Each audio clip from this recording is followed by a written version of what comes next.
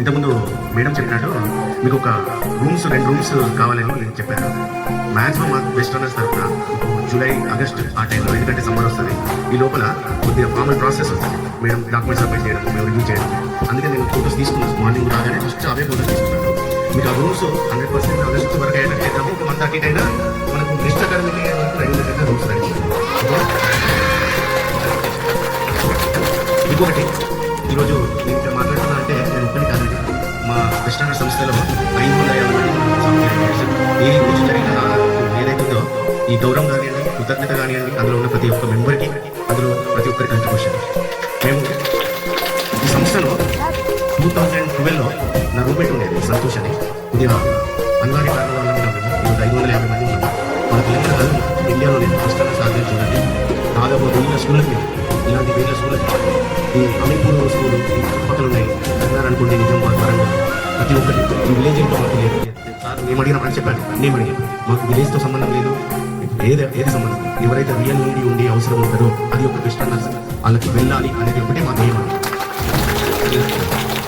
అలాగే ఇదే వెస్టర్నర్స్ తరఫున ఇద్దరు పిల్లలు కూడా లివర్ ట్రాన్స్ప్లాంటేషన్ కూడా చేయించగలిగారు. ఒక లివర్ ట్రాన్స్ప్లాంటేషన్ చాలా కష్టం, 22 లక్షల అలా ఉంది. అయినా మేము ముందుకు వచ్చాం. చాలా పెద్దలు చెప్పినట్టు, ఇంతకుముందు పెద్దలు చెప్పినట్టు, ఉత్తములు ఉంటారు, ఉన్నతవంతులు ఉంటారు, సమాజంలో ఉత్తములు కూడా ఉంటారు. ఉన్నతవంతులు అంటే వాళ్ళని కొనసాగిస్తారంటే ఇలాంటి స్కూల్స్కి అవసరం ఉన్న వారికి సేవ చేస్తున్నారు.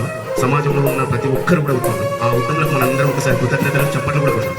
మనకి ఒక చిన్నది, పిల్లలు మనం ఎలా తయారు కావాలంటే, వినండి. ఒక శిల్పి ఉంటాడు, ఏం చేశారు, మామూలుగా బండ ఉంటుంది, కానీ మనం చూస్తేనే ఏంటి ఇట్లా ఉంది బండ అనుకుంటాం.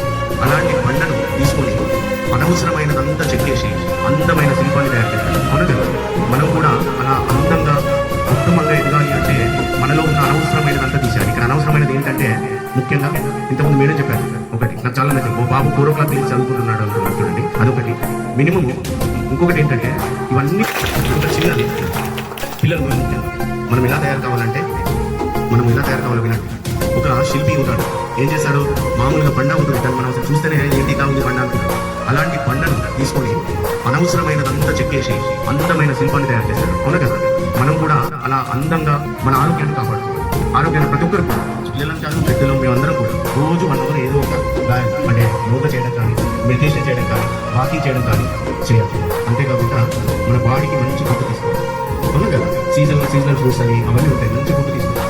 ఈ రోజు నేను ఇలా మాట్లాడుతున్నా అంటే ఇక్కడ నిలబడి మా తల్లిదండ్రులు విశ్వనాథ్ విద్య ఇప్పించినారు అందరూ. అవును కదా, మనం కూడా అందరి గురువులు కూడా మీరు అందరూ ఒకసారి చెప్పని కొట్టండి.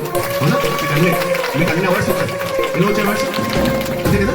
మేడం భగత్ సింగ్ గురించి విన్నారు, భగత్ సింగ్ గురించి ఒక్కటి చెప్తాను. భగత్ సింగ్ గురించి అతన్ని ఉరి తీస్తామంటారు. భగత్ సింగ్ ఏమంటారు, నన్ను ఉరి తీయండి, నన్ను కాల్చి చంపండి, ఏంటి ఎలా ఉంటున్నాడు అని మనం అనుకుంటాం. ఏమంటారంటే, నన్ను ఉరి తీస్తే నేను గాలిలో ఉంటాను, నన్ను కాల్చి చంపాలంటే నా భరతమాత భూమిలోని ఒక మూర్తించి చనిపోతానంటాడు.